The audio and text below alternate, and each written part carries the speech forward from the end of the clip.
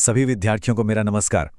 आज की इस क्लास में हम बीए फर्स्ट ईयर के इकोनॉमिक्स पेपर के पूरे सिलेबस को बहुत अच्छे से समझने वाले हैं। ये विश्लेषण आपको पूरे साल के पढ़ाई के लिए एक क्लियर रोड मैप देगा। तो ये रहा हमारा आज का रोड मैप।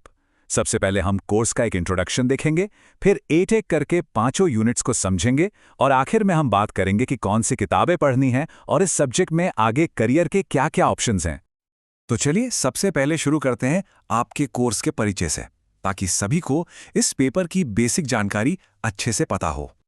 तो देखिए, ये आपके पेपर की बेसिक डिटेल्स हैं। क्लास है बीए फर्स्ट ईयर, सब्जेक्ट है इकोनॉमिक्स यानी अर्थशास्त्र। पेपर का जो टाइटल है वो है भारतीय अर्थव्यवस्था का परिचय। और हाँ, ये आपका मेजर 3 पेपर है। मेजर 3 का मतलब ये है कि ये आपके मेन सब्जेक्ट का एक बहुत ही जरूरी और कंपल्सरी पेपर है।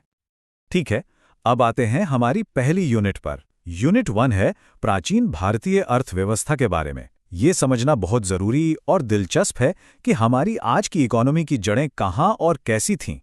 तो इस यूनिट में हम क्या-क्या पढ़ने वाले हैं?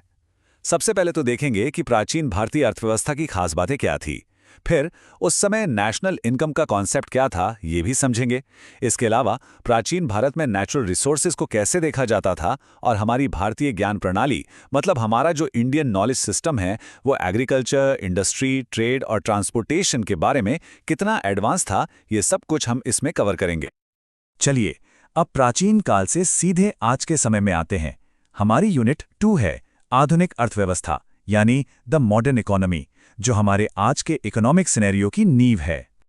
इस यूनिट में हम आज की भारतीय अर्थव्यवस्था की विशेषताओं को देखेंगे, जैसे हमारे देश की नेशनल इनकम का ट्रेंड क्या है, कौन कौन से सेक्टर्स का कितना योगदान है, हमारी वर्कफोर्स किस सेक्टर में ज़्यादा काम कर रही है, देश के पास कौन कौन से नेचुरल रिसोर्सेज हैं और इंफ्रास्ट्रक्चर मतलब बिजली, ट्रांसपोर्ट, कम्युनिकेशन की क्या स्थिति है। साथ ही हम पॉपुलेशन के बारे में भी पढ़ेंगे। हमारे देश की आबादी की बनावट कैसी है और ओवर पॉपुलेशन की जो समस्या है उसके कारण और सरकार की नीतियां क्या हैं, ये सारी चीजें यूनिट 2 का हिस्सा हैं। आगे बढ़ते हैं यूनिट 3 पर। यह यूनिट भारतीय अर्थव्यवस्था की रीढ़ की हड्डी यानी एग्रीकल्चर और इंडस्ट्री पर फोकस करती है। तो देखिए, इसमें हम सबसे पहले भारतीय कृषि के नेचर और उसके महत्व को समझेंगे। साथ ही लैंड रिफॉर्म्स यानी भूमि सुधारों पर भी बात करेंगे। फिर आता है एक बहुत ही महत्वपूर्ण टॉपिक, हरित क्रांति। इसके क्या उद्देश्य थे, क्या सफलता मिली और कहाँ ये नाकाम रही, सब देखेंगे। फिर बात होगी इंडस्ट्री की। आज़ादी के बाद इंडस्ट्रियल डेवलपमेंट कैसे हुआ, सरकार की नीतियाँ क्या रहीं, पब्लिक और प्राइवेट सेक्टर का क्या रोल है और एमएसएमई यानी जो छोटे और मध्यम उद्योग हैं, उनकी क्या भूमिका है। और आखिर में सरकार की जो नई पहल हैं, जैसे startup India, make in India, इनको भी हम समझेंगे। यूनिट 4 में हम अपने नजरिए को थोड़ा और बड़ा करेंगे। अब हम देखेंगे कि भारत दुनिया की इकोनॉमी से कैसे जुड़ा है और यहाँ डेवलपमेंट पर कैसे फोकस किया जाता है। इस यूनिट में हम भारत के फॉरेन ट्रेड यानी विदेशी व्यापार को समझेंगे। ये क्यों जरूरी है, हम किन चीज़ों का व्यापार करते हैं और किन देशों के साथ करते हैं, एफडीआई और एमएनसीज का क्या रोल है, डिसइन्वेस्टमेंट क्या होता है, भारत में प्लानिंग का क्या इतिहास रहा है और अब नीति आयोग कैसे काम करता है, ये भी जानेंगे। इसके साथ ही देश में इकोनॉमिक और एम्प्लॉयमेंट की स्थिति का एनालिसिस करेंगे और सरकार की जो बड़ी बड़ी समाज कल्याण योजनाएं हैं, उन पर भी चर्चा होगी। और अब हम आते हैं अपनी आखिरी यूनिट 5 पर। इसमें हम नेशनल लेवल से हटकर रीजनल लेवल यानी अपने प्रदेश के स्तर पर बात करेंगे और इसके बाद हम कुछ किताबों और करियर ऑप्शंस पर भी चर्चा करेंगे।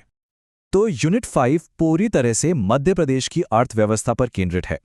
इससे क्या होगा कि जो भी कॉन्सेप्ट्स हमने अभी तक पढ़े हैं वो हमें अपने ही प्रदेश के उदाहरण से और भी अच्छे से समझ में आएंगे। इसमें हम मध्य प्रदेश की अर्थव्यवस्था की मुख्य विशेषताओं को देखेंगे।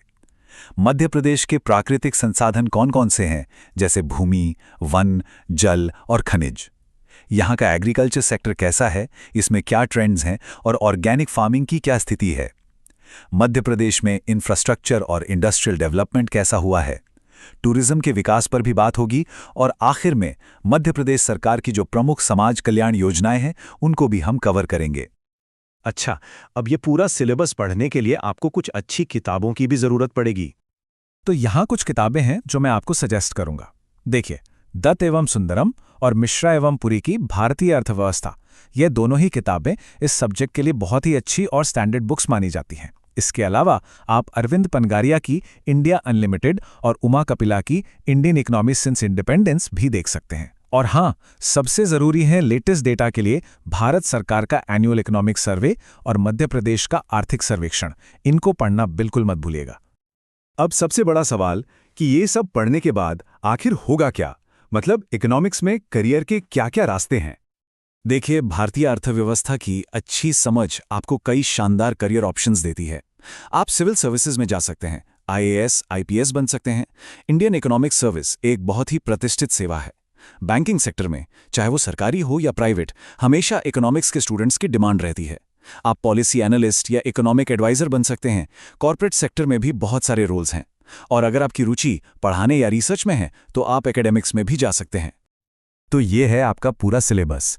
इस पूरे सिलेबस को समझने के बाद आपके मन में एक सवाल आना चाहिए कि आज के समय में भारत के सामने इतनी सारी आर्थिक चुनौतियां हैं, तो उनमें से सबसे ज़रूरी कौन सी है जिसे हमें सबसे पहले हल करना चाहिए?